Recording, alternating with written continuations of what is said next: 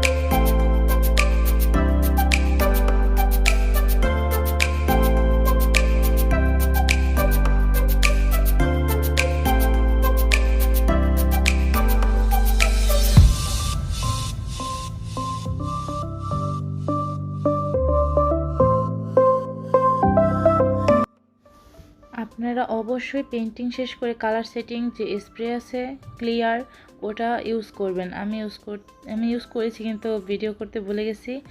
আর আপনারা কিন্তু অবশ্যই স্প্রেটা ইউজ করবেন, না হলে কিন্তু কালারটা স্টে করবে না।